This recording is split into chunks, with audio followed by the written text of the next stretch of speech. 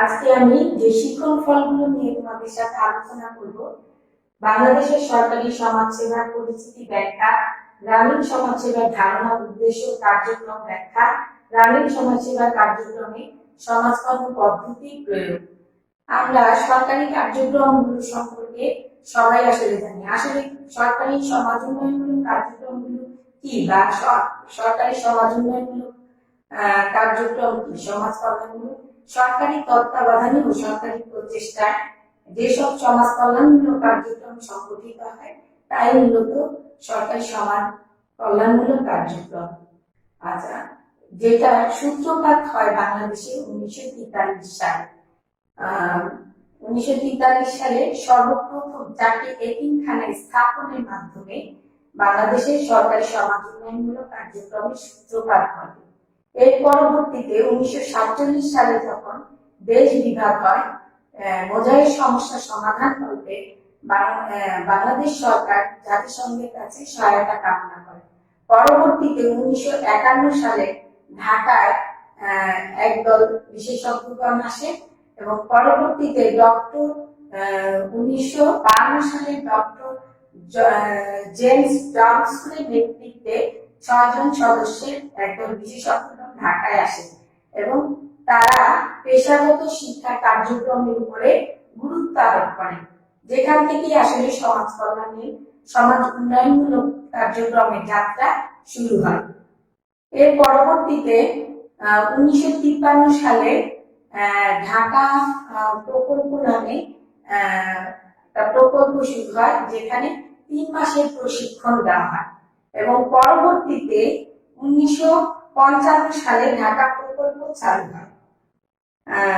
প্রকল্প চালু হয় এবং তারও পরবর্তী সময় 1958 সালে সমাজ কল্যাণ কলেজ ও গবেষণা কেন্দ্র প্রতিষ্ঠিত হয়। এভাবে গুটি গুটি পায়ে সমাজ উন্নয়নমূলক কার্যক্রম প্রতিষ্ঠার জন্য গুটি গুটি পায়ে সমাজ উন্নয়নমূলক কার্যক্রমের প্রতিষ্ঠার সূত্রপাত ঘটে। 1958 এর পরবর্তীতে 1962 সালে সংশোধনমূলক কার্যক্রম প্রতিষ্ঠিত হয় এবং 1958 সালে একই সময়ে চিকিৎসা সমাজকর্ম প্রকল্প চালু করা হয়। পরবর্তীতে আসলে 1969 সালে বিদ্যালয় সমাজকর্ম চালু করা হয় এবং 1974 সালে গ্রামীণ সমাজসেবা পরিচিতি ঘটে, যার মাধ্যমে আসলে আমাদের এই সমাজ উন্নয়নমূলক কার্যক্রমের সূত্রপাত ঘটে এবং পরবর্তীতে দেখা যায় 1961 সালে জাতীয় সমাজ কল্যাণ পরিদপ্তর প্রতিষ্ঠিত হয় এবং 1955 সালে হয় জাতীয় সমাজ কল্যাণ পরিষদ প্রতিষ্ঠিত হয় এবং 1963 সালে সমাজ কল্যাণ বিষয়ক কার্যক্রমে সমাজ কল্যাণ কে আসলে পেশাদার সমাজকর্মী সৃষ্টির লক্ষ্যে আরো সম্প্রসারিত কার্যক্রম হিসেবে 1963 সালে 2টি প্রশিক্ষণ কেন্দ্র প্রতিষ্ঠিত হয়। এইভাবে সমাজ কল্যাণের ধীরে ধীরে বিস্তার ঘটে, সমাজ উন্নয়নমূলক কার্যক্রমে বিস্তার লাভ করে এবং পরবর্তীতে গ্রামীণ সমাজসেবার জন্ম হয়। আসলে 1971 সালে বাংলাদেশ, আমরা জানি, দীর্ঘ 9 মাস এক রক্তক্ষয়ী যুদ্ধের মাধ্যমে বাংলাদেশ স্বাধীনতা লাভ করে। পরবর্তীতে বাংলাদেশের অর্থনীতি, বিশেষ করে গ্রামীণ অঞ্চলের জনগণের অর্থনৈতিক অবকাঠামো একেবারে ভগ্নদশার মধ্যে পড়েছিল। এই ভগ্নদশা থেকে উত্তরণের লক্ষ্যে কিন্তু 1974 সালে গ্রামীণ বা পল্লী এলাকার জনগোষ্ঠীকে সংগঠিত করে তাদের জীবনমানের উন্নয়নের জন্য গ্রামীণ সমাজসেবা প্রতিষ্ঠা ঘটে বা গ্রামীণ সমাজসেবার সূত্রপাত হয়। আচ্ছা, গ্রামীণ সমাজসেবা আসলে মূলত কি? গ্রামীণ সমাজসেবা হচ্ছে একটি বহুমুখী গ্রাম উন্নয়ন প্রচেষ্টা, সমন্বিত পদক্ষেপ, যেখানে মূলত স্থান পেয়েছে গ্রামীণ এলাকার ভূমিহীন দরিদ্র জনগোষ্ঠী, যাদের সংগঠিতকরণ, নেতৃত্ব প্রদান এবং স্থানীয় জনগণের সক্রিয় অংশগ্রহণের মাধ্যমে তাদের সুপ্ত ক্ষমতার বিকাশ সাধনে প্রচেষ্টা চালানো হয়। আমরা গ্রামীণ সমাজসেবা, যেটাকে আমরা পল্লী সমাজসেবা বা RSS নামে বলে অভিহিত করতে পারি। এই RSS, যেটাকে আমরা ইলাবোরেশন করলে হয় রুরাল সোশ্যাল সার্ভিস, গ্রামীণ সমাজসেবা, যা মূলত গ্রামের দরিদ্র, ভূমিহীন, সমস্যাগ্রস্ত, অসুবিধাগ্রস্ত জনগোষ্ঠী, বিশেষ করে পশ্চাৎপদ নারী সমাজের অগ্রগতির জন্য এই গ্রামীণ সমাজসেবা পরিচালিত হয়। এই গ্রামীণ সমাজসেবা আসলে তাহলে কি? গ্রামীণ সমাজসেবা হচ্ছে এমন একটি বহুমুখী সমন্বিত গ্রাম উন্নয়ন প্রচেষ্টা, যার মাধ্যমে মানব সম্পদের সংরক্ষণ এবং মানব জাতির গ্রামীণ জনগোষ্ঠীর জীবন মানের উন্নয়ন ঘটানো হয়। এরপরে গ্রামীণ সমাজসেবার তাহলে লক্ষ্যটা কি দাঁড়ায়?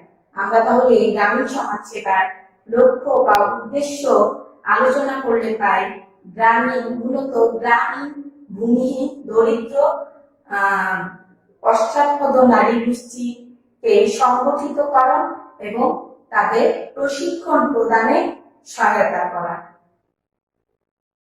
দ্বিতীয়ত, গ্রামীণ জনগোষ্ঠী যারা আছে তাদের মৌল মানবিক চাহিদাগুলো পূরণে সহায়তা করা। গ্রামীণ সমাজের অর্থনৈতিক অবকাঠামো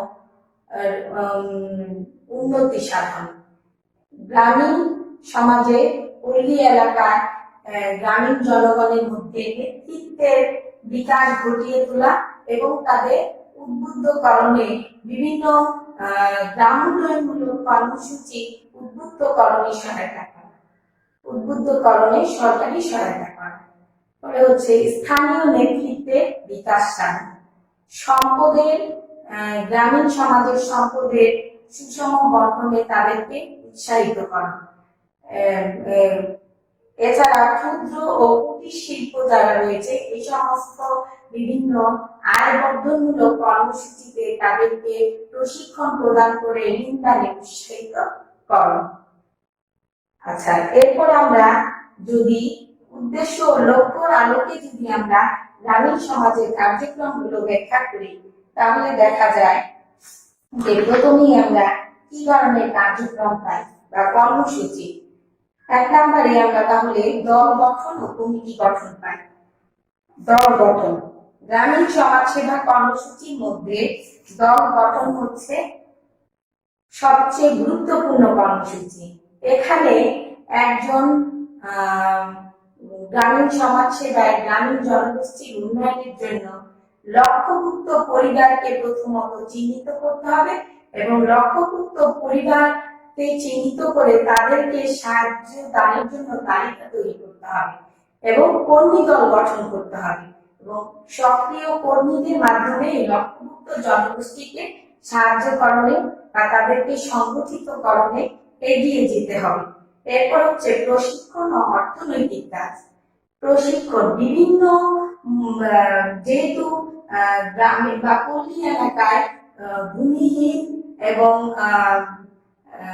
বেকার জনগোষ্ঠী রয়েছে এবং পশ্চাৎপদ নারী সমাজ বেশি, যার কারণে এরা মৌল মানবিক চাহিদাগুলো পূরণ করতে পারছে না বা তারা দারিদ্র কবল থেকে রক্ষা পাচ্ছে না। এই জন্য তাদেরকে আয় বর্ধনমূলক কর্মসূচিতে বেশি উৎসাহিত করতে হবে এবং এই আয় বর্ধনমূলক কর্মসূচিকে সম্প্রসারিত করণের জন্য তাদেরকে বিভিন্ন প্রশিক্ষণ প্রদান করতে হবে। প্রশিক্ষণের মধ্যে আছে দর্জি কাজ, বিভিন্ন ইলেকট্রিক কাজ মেরামত, তারপরে হাঁস মুরগি ও গবাদি পশু পালন, তারপরে রয়েছে এমব্রয়ডারি কাজ। এইভাবে বিভিন্ন বৃত্তিমূলক প্রশিক্ষণ প্রদানে তাদেরকে উৎসাহিত করে তাদের আয় বৃদ্ধি করতে হবে এবং জীবন মানের উন্নয়ন ঘটাতে হবে।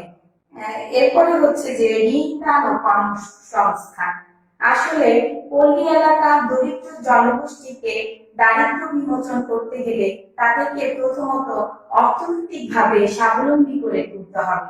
এই জন্য তাদের শুধু প্রশিক্ষণ প্রদান করলেই চলবে না, তাদেরকে বিভিন্ন লক্ষ্যভুক্ত জনগোষ্ঠীকে ঋণ প্রদান করে তাদের আর্থিকভাবে সহায়তা করে তাদেরকে স্বাবলম্বী করে তুলতে হবে। তাহলে এই ঋণের মাধ্যমে তারা বিভিন্ন আয়বর্ধনমূলক কর্মসূচিতে জড়িত হয়ে তাদের অর্থনৈতিক দৈন্যতা দূর করবে। এরপরে হচ্ছে যে সঞ্চয়, তারা বিভিন্ন তারা সরকারি সহায়তায় বিভিন্ন ঋণ গ্রহণের মাধ্যমে তাদের যে ক্ষুদ্র ব্যবসা পরিচালনা করবে সেখান থেকে তারা সঞ্চয় তহবিল গঠন করবে এবং এই সঞ্চয়ের মাধ্যমে তারা ব্যবসা ক্ষেত্রে তাদের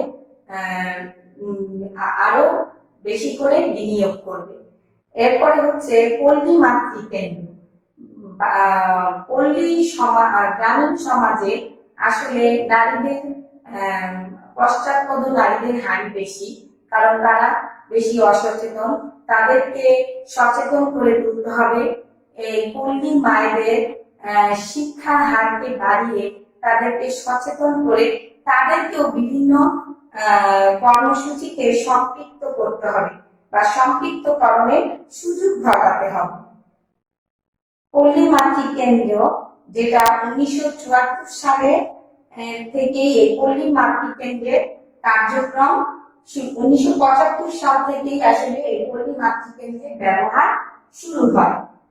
এর পরবর্তীতে আমরা আসলে জনসংখ্যা কার্যক্রমে পল্লী মাতৃকেন্দ্রের ব্যবহার প্রকল্প পঞ্চম পর্ব 2000 সাল ডিসেম্বর সাল নাগাদ 2000 সাল নাগাদ শেষ হয়েছে। আচ্ছা, এখন আমরা আলোচনা করব আসলে গ্রামীণ সমাজসেবা কার্যক্রমে সমাজকরণ পদ্ধতির প্রয়োগ। আমরা যখনই শুনি যে RSS পল্লী সমাজসেবা মূলত যুদ্ধ বিধ্বস্ত বাংলাদেশের পল্লী এলাকার দারিদ্র্য বিমোচনে শুরু হয়, তখনই আমরা বুঝি যে পল্লী এলাকার জনগণকে সংগঠিতকরণ, তাদেরকে সমবায় মনোবৃত্তি গড়ে তোলা, তাদেরকে আর্থিক সহায়তা দিয়ে স্বাবলম্বীকরণের মাধ্যমে তাদের জীবন মানের উন্নয়ন ঘটানোই আসলে এই গ্রামীণ সমাজসেবার লক্ষ্য। সেই ক্ষেত্রে আমরা গ্রামীণ সমাজসেবা কার্যক্রম পরিচালনার ক্ষেত্রে সমাজকর্মের দল সমাজকর্ম এবং সমষ্টি উন্নয়ন এই দুটি পদ্ধতি প্রয়োগ করে মূলত গ্রামীণ সমাজসেবার উন্নতি ঘটাতে পারে। গ্রামীণ সমাজসেবা কার্যক্রমে এই দুই পদ্ধতি প্রয়োগের মাধ্যমে আরো সফলভাবে পল্লী এলাকার দারিদ্র জনগোষ্ঠীর দারিদ্র বিমোচন কল্পে সহায়তা করতে পারি। সেইটাকে কর্মী দল গঠন, যেমন একটা পরিবারে বা কর্মী দল গঠন করতে গেলে 15 থেকে 20 জন সদস্য নিয়ে গঠিত হয়। এই 15 থেকে 20 জন সদস্য মূলত দল সমাজকর্ম প্রক্রিয়ায় দল গঠনের মাধ্যমেও হয়ে থাকে। এই দল গঠন করে সমাজকর্মী তাদের মূল্যবোধ, তাদের রীতিনীতি, তাদেরকে একত্রীকরণ এর মাধ্যমে এই দল গঠন করে তাদের সুবিধা অসুবিধা চিহ্নিত করে তাদের সেই অনুযায়ী গুরুত্বপূর্ণ পদক্ষেপ নিয়ে থাকেন। এক্ষেত্রে দলের দল গঠনের ক্ষেত্রে দলের বিবেচ্য বিষয়সমূহ হচ্ছে দলের আকার, রীতিনীতি, মূল্যবোধ, দলীয় কাঠামো, নেতৃত্ব, গতিশীলতা ইত্যাদি। এর পরবর্তীতে আসলে আমরা দেখতে পাই যেহেতু পল্লী এলাকার দরিদ্র জনগোষ্ঠী সমাজসেবা কার্যক্রমটা পল্লী এলাকার দরিদ্র জনগোষ্ঠীর স্বাবলম্বীকরণের জন্য বা তাদের সংগঠিত কর্মের মাধ্যমে মানব সম্পদের সংরক্ষণ ও উন্নয়নের জন্য, সেই ক্ষেত্রে আমরা সমষ্টি সমাজকর্ম পদ্ধতিও প্রয়োগ করতে পারি।